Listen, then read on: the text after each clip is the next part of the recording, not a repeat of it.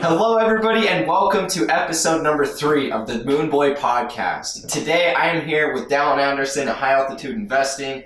How's it going, everyone? And I am DIY Investing, and so today we are going to be discussing the Internet of Things. This has been a really awesome topic we've been conversating a lot about. We wanted to share our thoughts and perspective with the way cryptocurrency is moving, and not only that, but just how it's exactly going to connect the entire world in one intricated ledger. So always remember, guys, to leave a like, comment, and subscribe to this channel if you found any value inside of watching this. Remember to subscribe to Dallin's channel at High Altitude Investing. There's going to be links in the description of this video so you guys can just subscribe to both of our channels. But anyways, yeah, let's just get right into this. Dallin, I want to hear your thoughts and perspective as far as where everything's about to transpire, what's going to happen, all of the infrastructure that's going to be built and connected inside of this blockchain revolution. Well, one of the things that I think about personally is like real estate markets, contract markets, just like even if you have a business or a company and you have a lot of different assets, like these types of things, like we have ways of putting that data into systems, but it can also be greatly modified, changed. Also, like in other countries, there's a lot of corrupt governments, and so what happens is they just basically keep all of their property and all of their land on pieces of paper inside of these big repositories, these big archives. And so corrupt government employees will just go in there and like write their name into like a property and then go to that property and kick the people that are living there out and actually just completely take over and just say, this is our land. So it's basically like anarchy, like just performed by the government. And so I think that one of the things that cryptocurrency is going to do, and blockchain as a whole, is going to give us a place, like you said, a public ledger, where we can put this data here and we can know that it can't be modified and by corrupt sources. It's a public information. And then you have to think about the fact that like we have like a world economy, and the entire value in the world isn't really like properly placed. Like we haven't digitalized. We've only digitalized like money. We digitalized money before we actually had cryptocurrency. We digitalized money by just having banks. Most money is digitalized today. Yeah, it's like I think that 93%, 97%, something like that of all currency, U.S. currency, is digitalized. So it's just a number and a system in a bank, basically. Exactly. So we have digitalized money, but like digitalizing the value of like assets and real estate and all of those types of things is like a whole market that hasn't really been tapped into. So when people are talking about like the Internet of Things, you have to remember that it's taking this process of linking value between something in a digital way and allowing you to do it with everything. And the internet kind of did that a little bit by giving us like, you know, like eBay and Amazon, all these different places to buy and sell different things. So we kind of like opened up to this. We have this kind of like Internet of Things idea, but it hasn't really taken off. Like we don't have a formula for really categorizing all of that stuff, tracking all of that thing, and allowing all of the things that we transact in daily life, not only money. That's the thing that I think people get really confused, is the fact that you're going to be able to tokenize literally anything. It doesn't only have to be like a currency, and that's the small-minded approach that I think the general populace has over cryptocurrencies, is that it's a form of money.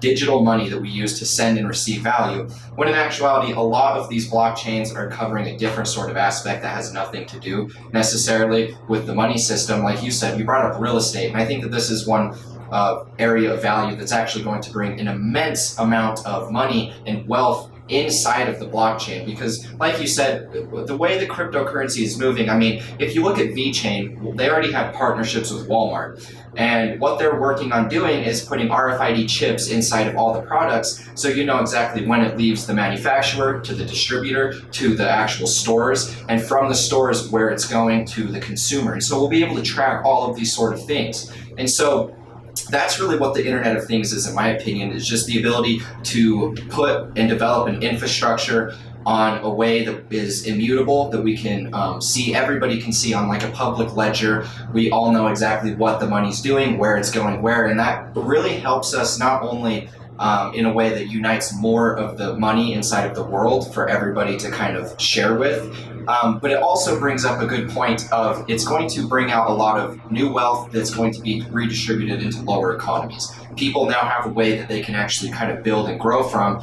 And I mean, with the amount of money in real estate, I think it's like over $250 trillion worth of value. Imagine if all of that was put on a blockchain. I mean, it doesn't all have to be in Bitcoin, it doesn't all have to be in any sort of cryptocurrency, but as long as that's put up there, that's $217 trillion that we now have on an open marketplace that we can actually trade from. And so the endless opportunities for cryptocurrency to capture a small amount of that, even if it was only $5 to $10 trillion, that's a significant amount of money that will actually be added into the infrastructure. And I think that that's what's really exciting moving forward with the Internet of Things. Yeah, and one of the cool things I think about with cryptocurrency is this is I think people forget this, but cryptocurrency isn't only a digital revolution. This is a revolution of hardware as well. Like, ledgers, or even just like you said, tracking products and data and value with hardware and RFID chips, and even SHA-256 technology and hashers and Bitcoin miners. Like all of this is a revolution in hardware, and that also goes along with the Internet of Things. I mean, you can think about, maybe people have said, this doesn't only come from me, people have said that in the future, as we continue to develop technology and we get more like robots around us, and we have like a lot more, I mean, we've just started to scratch the surface of our integration with technology. And so crypto and blockchain really gives us like a format, a pathway of securing all of that in a hardware way and in a software way. And maybe we'll pay our robots in Bitcoin in the future to mow our lawns for us. Yeah, that'd be pretty cool if you ask me.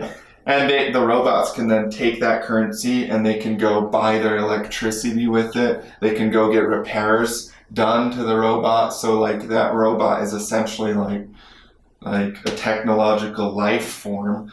And the energy that we use to transact in these things, you have to have a digital currency that's trustable, and you have to be able to tokenize that value in a way that can't just be printed and it just doesn't have the same flaws that we have with our current financial system. To move forward in a way that makes sense, for us to continue to develop the technology that we're developing, for us to do that, we have to have an economy that's trusted by all parties, because of the fact that it's a trustless system. You create universal trust out of trustless systems. Right. I honestly think that the whole tokenization of the world aspect has a lot of immense potential. And I think that once we do have the infrastructure needed in place to really know exactly where all of the money's going, knowing exactly what is kind of happening, a way to track even deeper into our economy and view analytics from both artificial intelligence, that's going to be a very big catalyst, I believe. And it might not be very soon, it could be 10, 15 years from now. But when that actually starts to take off, I think that this whole blockchain revolution is what's going to be a big catalyst for that, and developing the infrastructure around artificial intelligence. And I believe that we're already starting to see some platforms implementing AI. And I think that that's a really cool benefit that's going to come from cryptocurrency. And so really, I think what this podcast, and one thing that me and you both wanted to do together, was to bring awareness and enlightenment regarding how many other industries can actually be implemented and affected because of cryptocurrency and because of this blockchain revolution. And so I think that it's very interesting that all of these are going to be factors within themselves. It's all going to help the overall wealth. And I mean, if we have a blockchain that's spreading immense amounts of wealth and profitability, connecting all of these world markets that we normally wouldn't have connected on a global scale, I think that that's going to bring so much hidden wealth that's just being locked inside of the world today. And when all of that is just kind of diversified for, our generation, some of these other generations that are a little bit younger than us even, I think that that's really going to benefit a lot of these other up and coming technologies like artificial intelligence. Yeah, I mean, one thing that you really have to think about too, Bitcoin creates an unhackable system. And when you have an unhackable system, you can then give all kinds of different abilities and powers to AI and robots that you couldn't give before because of the fact that that system was inherently flawed, Right. Can't be manipulated. And so you don't really want your robots to be coming around with a kitchen knife and killing you like you got. Elon Musk's worst nightmare. Yeah. So you really don't want your artificial intelligence to take over your entire economy and then take over the world. At least probably don't want it. It might be better. Who knows? I mean, humans can be kind of.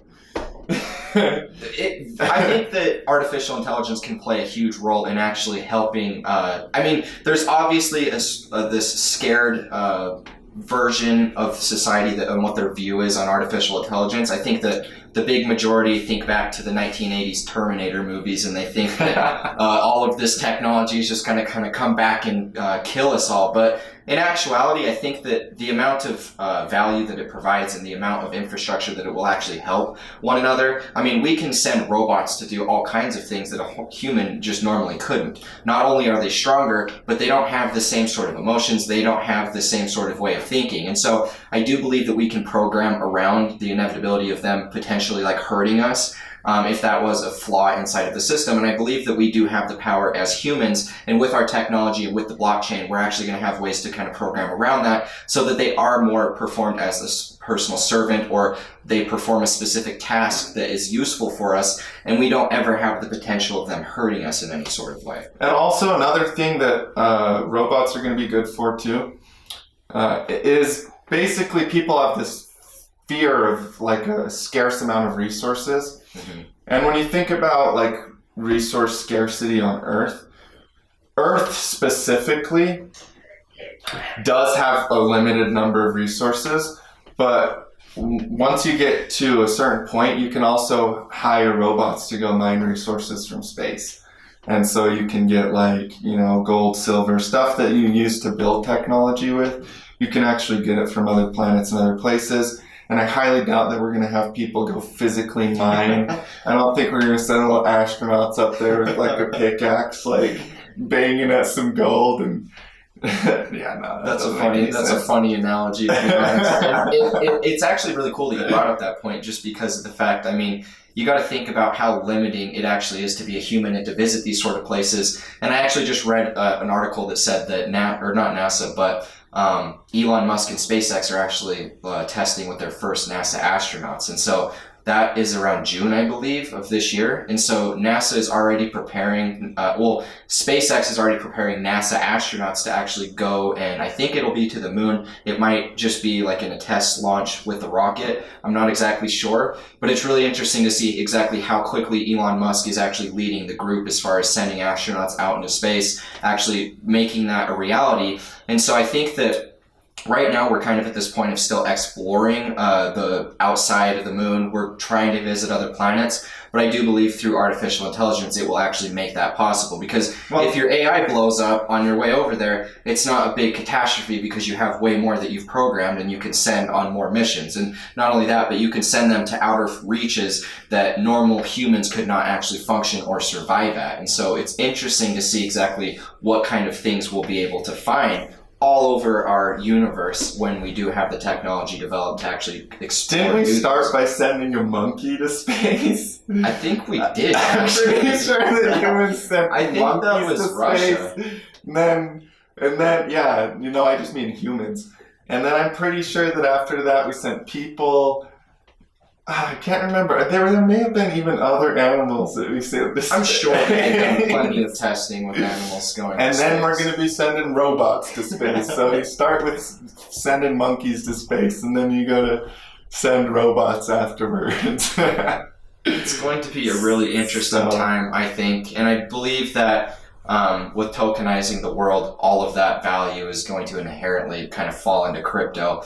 And it's going to be really exciting to kind of see how all of that is going to transpire as far as Bitcoin's price movement, all of the cryptocurrencies that are going to see adoption, because the blockchain technology is really nice, but I believe cryptocurrency will be the first industry to really see all of that new institutional involvement and investment. And so I do believe that really the older cryptos are going to be the first ones to really start to experience all of this new wealth that's going to be kind of unloaded. And I know for right now, and especially gauging with like analytics inside of my channel and inside of Twitter, I think the majority of people are very pessimistic over the idea of us breaking all-time highs and having another parabolic run. But I honestly am to the point where I just believe this is inevitable.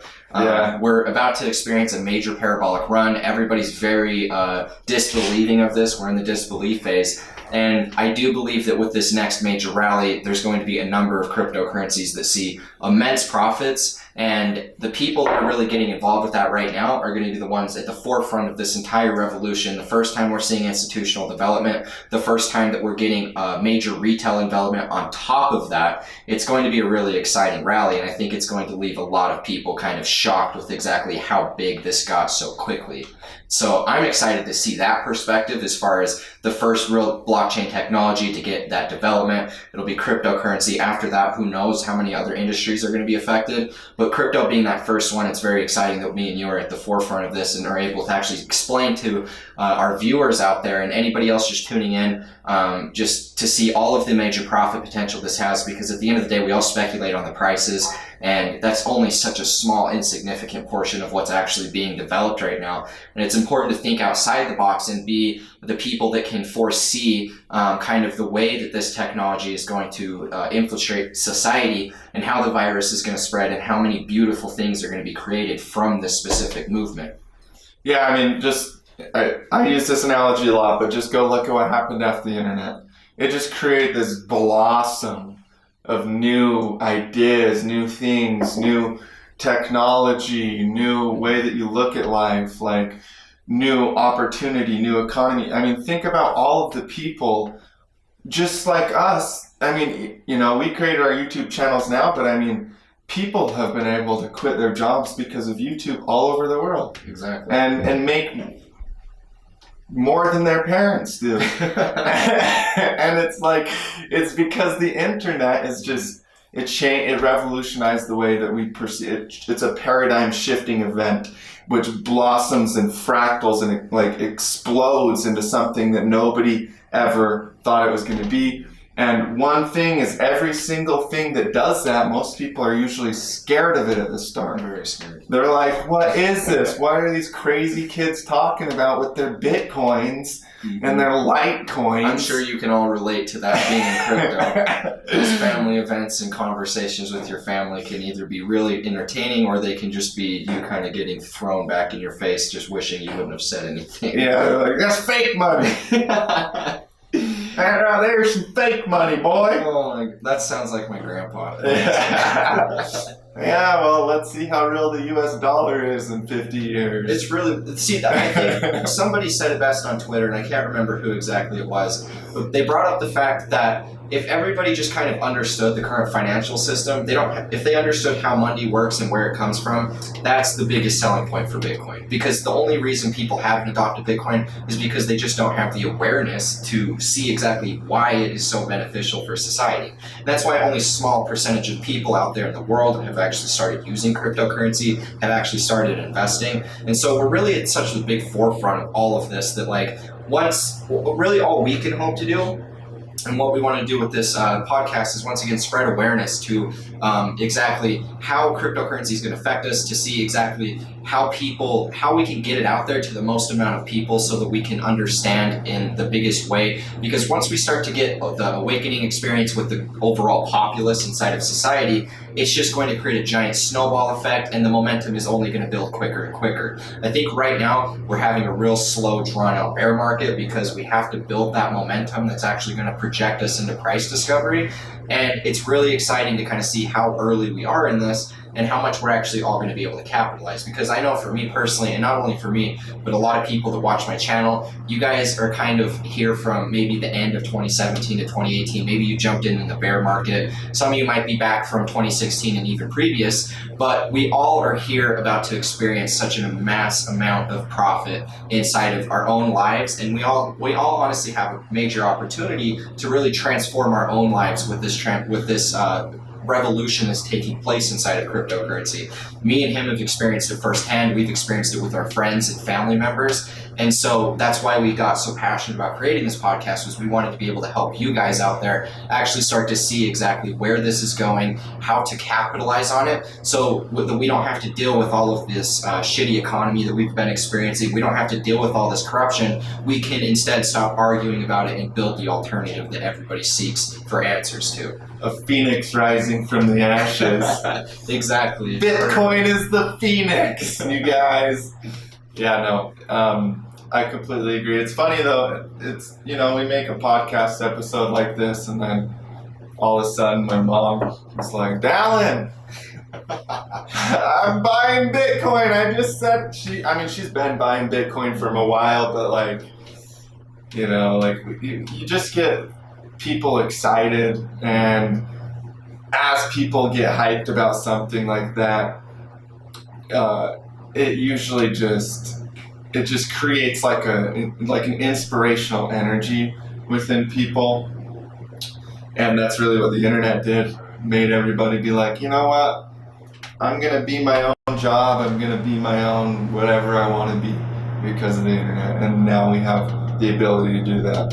And I think with cryptocurrency, even people like my mom get so excited thinking about it, and she does get excited. It's really interesting watching his mom, because I personally don't have any family members that are actually as excited about it, but his mom will talk about it with us, and she's very passionate. You can sense her energy, and it's really inspiring for us to see family members do it. So it's cool. Yeah, and my mom is really smart. She can see when something's coming, she can see when something's happening, and she definitely sees it with crypto. And I'm blown away by how many older people just through my channel that I found that are into this too. It's not only young people that are into it. It's a global, all age, all race, everybody is interested in this type of thing. And it's because it's money. It's the thing that we all speak. Everybody speaks the language of money, and that's just how humans work. You can find, what was it? They did a study with monkeys, and they gave the monkeys currency. They gave the monkeys a form of currency and taught them how to use it. They were and the second that they started doing it, too. They started giving them food. So they take the currency that the scientists gave them. The monkeys would actually take it and run over, and they'd get the food, and that was kind of the reward. And all of the monkeys, they'd accumulate the most coins, and they'd get the most food, and they would immediately get all of the monkey girls. And so that's just the way humans are. Everybody wants money at the end of the day. Money is what helps us obtain more of the things that we want. People will have the pessimistic view of money is evil, and it's not evil. People are evil, and they do evil things. Money is just a tool and a resource. And so as long as we know how to use money in a more correct way, I guess you should say, for a more beneficial purpose, then you can actually obtain a lot. And I think that people have this kind of negative view of money right now, but cryptocurrency is kind of opening this idea of money being different. Yeah, I think a lot of people hold resentment towards money, and I've seen this, and it's just one of the interesting things I believe about money specifically is we need to just be extremely educated on wealth rather than trying to reject it, rather than trying to hold resentment towards it. You just need to understand it, because if we as a society learn to understand money, learn to understand budgeting, learn to understand our finances, learn to grow our own wealth, we can potentially stop this gap issue. We can potentially start feeding the planet. We can potentially, it's the lack of education around money that creates the problems that everybody is so worried about. And so money as a tool and wealth as a tool should be educated more properly, and should be looked at as something that everybody not only needs, but should want to have, like you should want to be able to have freedom in your life to do what you want to do. That's a normal, healthy thing.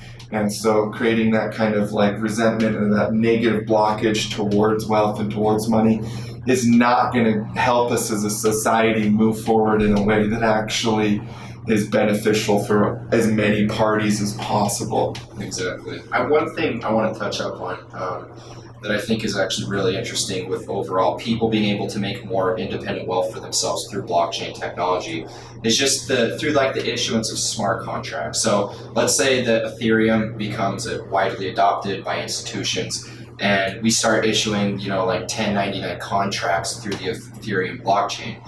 Now, you can program your 1099 contract, and let's say that you have your own private blockchain. Let's say you're a musician or something. You upload all of your music to a blockchain, you will accept whatever cryptocurrency payment, and you're now able to kind of sell your own music. You don't have to sign to a label, you don't have to deal with any third party that's going to take a lot of the profits you make, and you can actually be your own independent contractor in business. And all of this is going to be run on a blockchain, because right now we have paperwork that goes through this company, that goes through this company, that goes through this company, and they all have to verify each other. But the great thing about blockchain technology is it's just a simple verification. It happens almost instantaneous compared to the current system that we have now. I mean, for me to get my passport because I'm going out to Canada, the biggest problem with that was the fact that it has to go through all of this different government organizations for me to get the okay that I'm able to leave the country, right? Now, if all of this information was stored on a blockchain, it would be instantaneous that they would just know that Donovan's not an alien. Or maybe they wouldn't. Or maybe he is an alien. He kind of, some days I look over and I feel like he's actually secretly... I have a really big head and it's just secretly a giant alien. Actually, to be honest with you guys, I'm going to open up right now. We're both reptilian aliens. And, yeah, we're here to take over the world. And we're using Bitcoin to do that. We're part of the New World Order. Reptilian aliens for life, trust me. It's really healthy to be a reptilian. Sometimes I just go eat lizards and stuff, You eat your own kind? That's what reptiles do.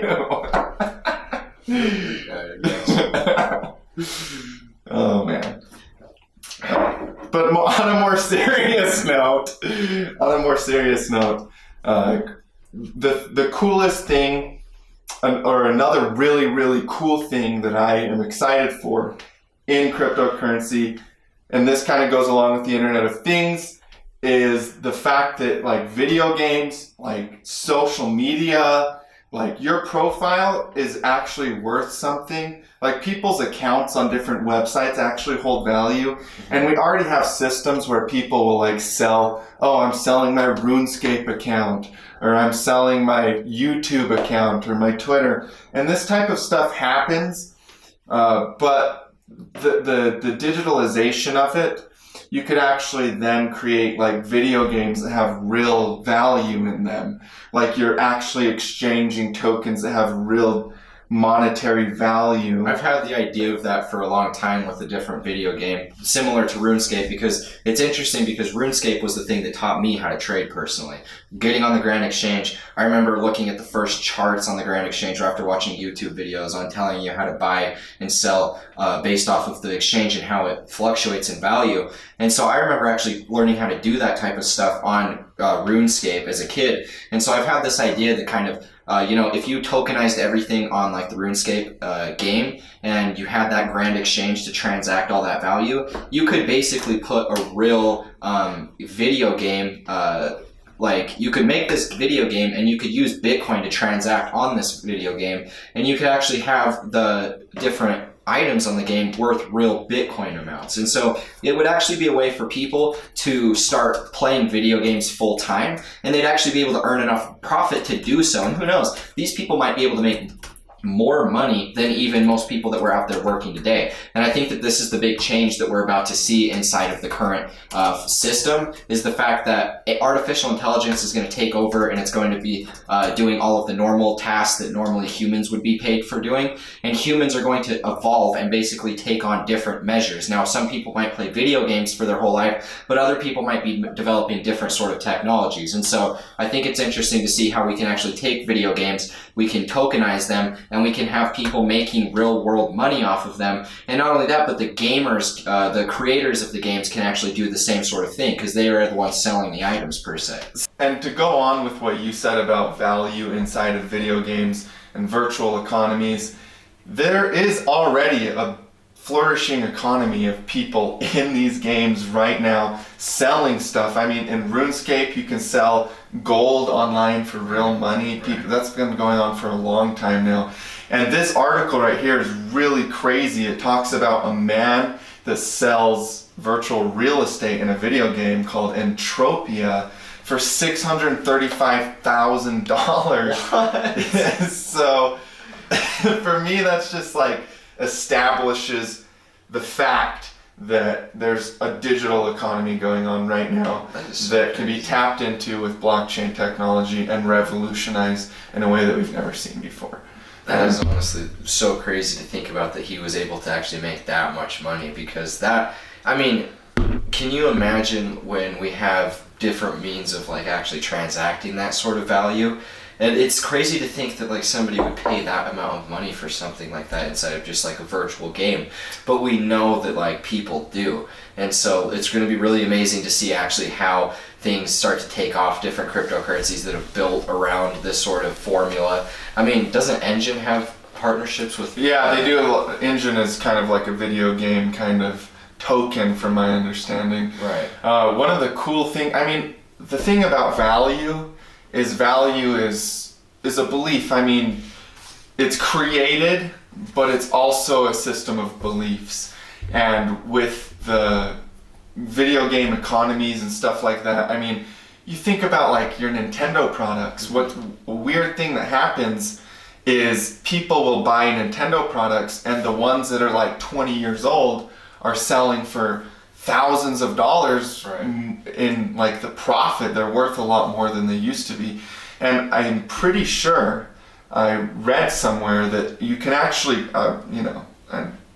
you can actually take Nintendo products, and instead of putting it in like your retirement, putting your money in retirement, you buy like lots of Nintendo products, and they'll average a better percentage return than like a standard retirement plan would. Really? Yeah. And so like these types of things, like value, perceived value, like it's everywhere, and it's just going to be more abundant when it's more trustable and isn't a corrupt system. Right. I'm actually really excited just to see how all of this is actually going to flourish, just because, I mean, all of the profit potential that we're seeing right now as far as cryptocurrencies go, all of the technological advancements that we're going to see from all of these new technologies kind of starting to take off and take root. It's exciting that we're actually going to be able to see how all of this develops, and really making this podcast explaining these sort of things so that we can spread awareness about this, because people don't realize like how much value actually video games have. I mean, it's one thing that is really engraved over the kids that have been around since about the 90s. It's when like major video games started coming out for the most part. And I think that with that being said, nowadays video games have kind of hit this sort of like, almost feel like a plateau as far as what they can reach as far as like how good the game looks. And I feel like we're going to create a different sort of infrastructure around that creates more of an in-game economy that allows people to actually formulate a plan for profit. They can make money going about different routes and things. I mean, your brother's a programmer, a video game developer. Yes, he is. And that's really cool, because like he could have a lot of insight around like exactly how you could program a blockchain and how you could explain development in sort of the video game evolution, different ways that you can actually go about doing that sort of stuff. Yeah, and one of the things, like in the future, if our kids are playing video games and that's how they make their money, I mean, think about it. We already have Twitch streamers that are making millions of dollars for streaming on Twitch and playing a freaking video game like Fortnite. And so like the money is there inside of the digital video game economy, and I think that's only going to get bigger. I think we're only going to have more ways to tokenize that value and more ways for people to do that. So, you know, for all you older folk, like, yeah, you know, the kids of the future might be earning their money digitally, completely digitally, and that's where the money is going right now. Exactly. We're just moving towards this new digital age and digital revolution, basically. We're going to have all of it stored digitally. We're all going to trust it through, I mean, now we have trustless systems that we can kind of build in place so that we know that we don't really have to worry about people taking and stealing from our profits or doing any sort of malicious activity. This technology really keeps up a lot more on privacy. There's so many different aspects. Also, with crypto being so young and blockchain technology being so young, we're just barely at the forefront of seeing what people can do with it. And so it's going to be really exciting to see exactly what new innovative minds come out of this, what new generation inspires technology that can actually change and revolutionize all of our current systems that have been outdated for a significant amount of time now. And it's going to be fun to see exactly how all of this transpires from our perspective as well, just seeing like the cryptocurrencies really starting to take root, really starting to get some institutional involvement for the first time. And so I think that our viewers can agree that really what we're starting to see is such a fun and innovating new way of perceiving value, a new way of storing value. And I'm really excited to actually be at the forefront of this, just to see exactly what all of this is going to bring as far as like real estate, as far as all of the stock market, all of these different ways we have money is now going to be put on this new infrastructure. And so it's so much bigger than what people think. They think that I give a lot of price targets as far as cryptocurrency, and people think that I'm trying to hype it. But in actuality, I really do believe that this amount of money can go inside of this market just because of how many different ways these cryptocurrencies can function. They have so many different utilities. They can do things in a different way that we've seen from conventional assets. And I do believe that's the strongest reason why we're going to see such a big fluctuation of value and a value transfer that goes from the conventional way the markets exist now and then now flooding into cryptocurrency. And so it's really cool to see kind of what's going to happen. Digital scarcity, you know, we're creating digital scarcity. And the other thing that actually can help with is stuff like the music industry or the film industry. What happens with a film, if the digital file, if you put a file on a computer, you can just duplicate that file as many times as you want to, but you can't duplicate a Bitcoin. So you can take that same technology, you can apply it to the music industry, and what that will basically do is it will make it so that you can't steal the music because it's a digital scarce piece of, you know, tokenized data. And that tokenized data is then protected from being duplicated across all the computers indefinitely. And so that kind of like, that right there, that's millions and millions and millions of dollars every single year, or is just completely pirated or copied or, you know, just like that digitally. Right. And so if you can establish the way to secure that digital file, then you can open up a whole, you know, market of value just right there. And that's just one little thing. There's so many things. It's really interesting to bring that up, and I think that smart contracts are going to really help with that as well. I mean, once people create different sort of platforms for hosting people's music, or they create their own independent blockchains, they're going to issue smart contracts to kind of do all of the different paperwork that might be required for like different government aspects, like laws that they have to obey, taxes, whatever might transpire from this new evolution. I think the smart contracts are going to be a way that people can still be their own independent business through their own blockchains, but it's going to give them a way to kind of issue those contracts and allow all of that to kind of manifest in its own sort of regard. And so I think that that's going to be sort of something that can kind of bring all of this value together. It can kind of unite all of the different supplies, and we'll be able to kind of move on into a different way.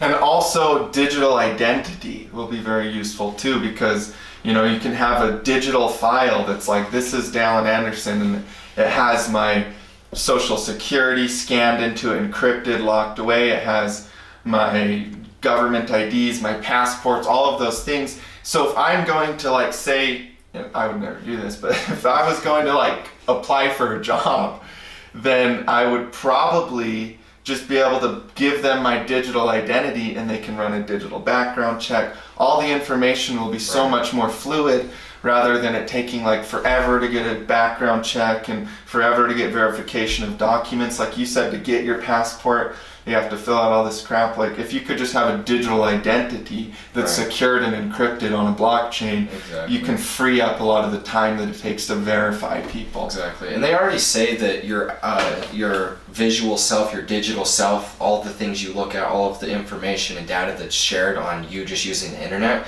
they say that that's a more accurate way of knowing who you are than just studying your physical self. And so I think that with blockchain, we're going to have a way to kind of connect to that digital self, and it's almost going to be like a mirror into that digital way where we have this technology that we can learn from, we can grow from, we can do so many different things with, and we're going to be able to track it in different sort of ways on the blockchain.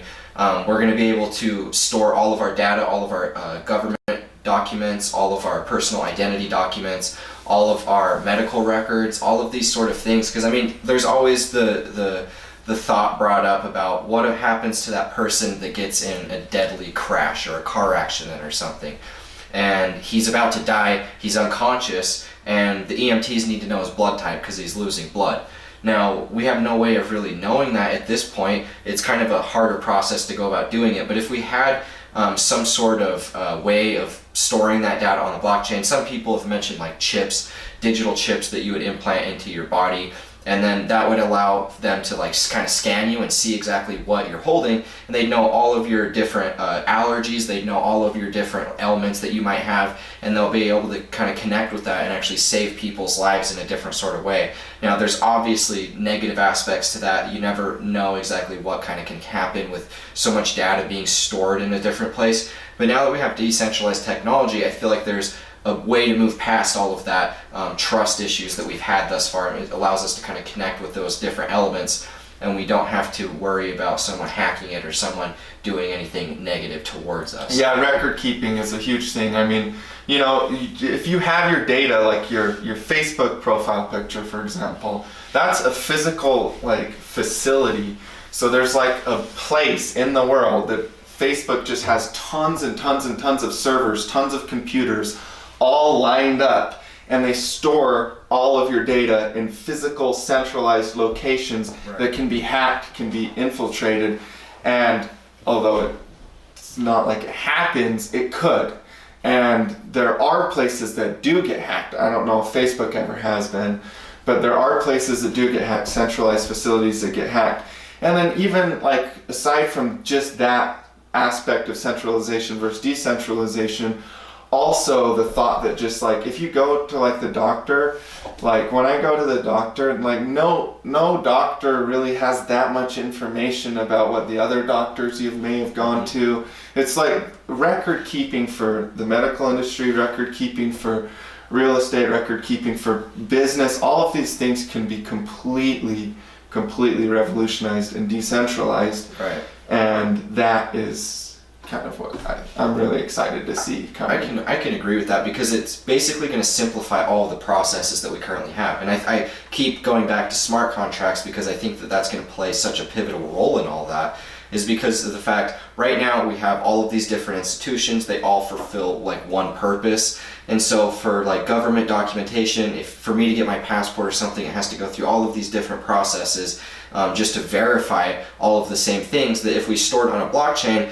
it would verify all of that. It could provide all of my different identity or my digital self, like you mentioned, and then we can actually know exactly, we can just basically get the job done much faster than we've ever been able to, and it's going to free up so much time and so much wasted energy towards different things. People often complain about the fact that Bitcoin and mining uses so much energy, but the thing that it's actually solving is actually going to fix and simplify so many processes that it's actually going to make things a lot easier and more easily functionable with less effort.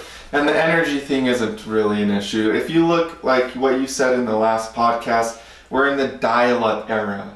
Exactly. Or, you know, early dial-up era for cryptocurrency. And so, of course, it's going to be junky and take a lot of internet speed and just not be very efficient and take a lot of electricity but that's all going to change. That's just like the very beginning of an industry being built, and so there's just like a lag time at the start before it just funnel like explodes over and fixes all of those things. And honestly, like Ethereum's doing proof of stake. Exactly, and that's what we mentioned in the last podcast as well. And moving from 10 to 15 transactions per second to 10 to 15,000, that's going to be something really crazy. And so I do believe, like you said, dial-up era, like we're literally just kind of transitioning to this point. Right now the technology is at such a small level to where it's going to be another 10 to 15 years from now. And so it's interesting to see exactly what developments they're making. And it's cool that like 5 years from now we're going to have new upcoming technologies as well that kind of just rise up with cryptocurrency, rises up with the whole blockchain movement. And so I'm really interested to see exactly what kind of new technological developments actually transpire from that. And even with how like it's still slow right now, we're in the dial-up era, Bitcoin is still worth $8,400 a coin right now. Mm-hmm. Like the amount of price action, awareness that we've seen, the growth and development that we've already got is amazing. You know, I'm really impressed at the cryptocurrency community for coming together and making such an awesome space that we can all share, grow, and develop together. Yeah, it's definitely an exciting time, and I'm so passionate to be able to share it with all of the viewers out there. It makes me honestly so happy to see all of the lives that have been changed from this. I know, speaking for myself, and Dallin I'm sure can relate to this as well, the fact that it's changed our lives so drastically. We've been able to learn so much together, and we've been able to share that back with the community, because we all remember what it was like when we had no idea what we were doing. We were just kind of out there waiting for the market to just kind of ride the course of whatever the emotions were going to be, and to actually be able to kind of survive that point, keep sticking with it through all the losses, through all the massive gains that we made. It's just been an amazing ride to experience, and so it's nice that we get to be able to share that back and help mentor some of these other people in a positive way, that we can all kind of come together as an uplifting community and really see exactly what innovations we can all spawn from this amazing revolution that's taking place. Yeah, seriously, thank you guys so much for all the support that we've been getting. Our channels have been growing a lot lately. It's been super fun for both Donovan and I lately. We've been so excited every day, talking to each other and just like feeling like that excitement and purpose, and we can't really be more grateful than we are for everything that you guys give us just by tuning in and seeing these. So we're looking forward to the Moon Boy podcasts in the future every single Friday. Definitely. We really appreciate every single one of you guys for tuning in today. Make sure you hit the like button and the subscribe button with the notification bell, and go ahead and drop into the description and make sure that you subscribe to both Donovan and I. We have links for each other's stuff in the description box. And comment down below what you thought about some of our ideas. You can share your concepts, your ideas too. We would love to hear from you guys. Yeah, definitely. Thank you guys so much for tuning in. It's been an honor to be able to host this for you guys. We love the amazing talk that we do here. We love to be able to spread this awareness for the community, because that's the best way that we're going to be able to kind of grow together. So we're thankful for you guys. Thankful so much that you guys continue to tune in and give us all this support. It means everything. So make sure that you guys give us a follow. DIY Investing, High Altitude Investing, links in the description of the video. We love you guys. Thank you so much for tuning in. We'll see you next time. Stay profitable. Peace out.